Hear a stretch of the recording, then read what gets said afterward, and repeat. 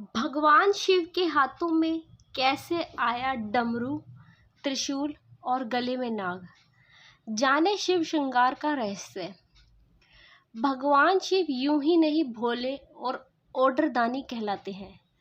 लकड़हारा यूं ही पेड़ पर बैठे बैठे बेल की पत्तियां तोड़कर नीचे फेंकता जाए तो वह उसे उसकी पूजा मानकर उसे सारे दुख दूर कर देते हैं। भोलेनाथ की कृपा इन भक्तों पर ही नहीं रही बल्कि देवताओं और अन्य जीवों पर भी रहती है। उनके गले में नाग, जटा में गंगा, सिर पर चंद्रमा और हाथों में त्रिशूल, डमरू इसी बात का प्रतीक है।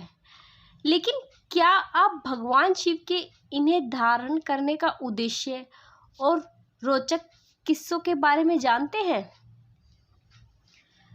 पौराणिक कथाओं के अनुसार महाराज भागीरथ ने अपने पूर्वजों को जीवन मरण के लिए दोष से मुक्त करने के लिए गंगा का पृथ्वी पर लाने के लिए कठोर तप किया। इससे माँ गंगा प्रसन्न हुई और वह पृथ्वी पर आने को तैयार हो गई। लेकिन उन्होंने भागीरथ से कहा कि उनका वेग पृथ्वी सहन नहीं कर पाएगी और रसातल में चली जाएगी। यह सुनकर भागीरथ ने भोलेनाथ की आराधना की। शिव उनकी पूजा से प्रसन्न हुए और वरदान मांगने को कहा। तब भागीरथ ने उनसे अपने मनोरथ कहा। इसके बाद जैसे ही गंगा पृथ्वी पर अवतरित हुई तो भोलेनाथ ने उनका अभिमान चूर करने के लिए उन्हें अपनी जटाओं में कैद कर लिया। हालांकि गंगा के माफी मांगने पर उन्हें मुक्त भी कर दिया। भोलेनाथ के सिर पर चंद्रमा धारण करने के बारे में शिव पुराण में कथा मिलती है। इसके अनुसार महाराज दक्ष ने अपनी 27 कन्याओं का विवाह चंद्रमा के साथ किया था। लेकिन चंद्रमा रोहिणी से अत्यधिक प्रेम करते थे। दक्ष की पुत्रियों ने इसकी शिकायत की। तब दक्ष ने चंद्रमा को क्षय रोग से ग्रसित होने का श्राप दिया। इससे बचने के लिए चंद्रमा ने भगवान शिव की पूजा की। भोलेनाथ चंद्रमा के भक्ति भाव से प्रसन्न हुए और उनके प्राणों की रक्षा की। साथ ही चंद्रमा को अपने सिर पर धारण किया। लेकिन आज भी चंद्रमा के घटने बढ़ने कारण महाराज दक्ष का श्राप ही माना जाता है। भोलेनाथ के हाथों में त्रिशूल का जिक्र सृष्टि के आरंभ से ही मिलता है। पौराणिक कथाओं के अनुसार जब शिव जी प्रकट हुए तो उनके साथ ही सत, तम, अरज और असर ये 3 गुण भी उत्पन्न हुए जो कि त्रिशूल के रूप में परिवर्तित हुआ।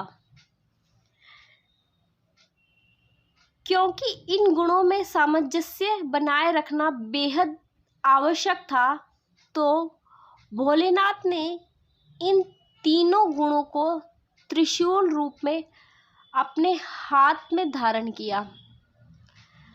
भगवान शिव ने जिस तरह से सृष्टि में सामंजस्य बनाए रखने के लिए असर, तेज और तम गुण को त्रिशूल रूप में धारण किया था, ठीक उसी प्रकार सृष्टि के संतुलन के लिए उन्होंने डमरू धारण किया था।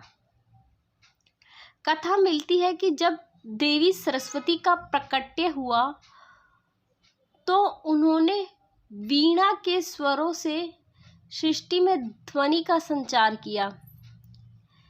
लेकिन कहा जाता है कि वह ध्वनि सुर और संगीतहीन थी।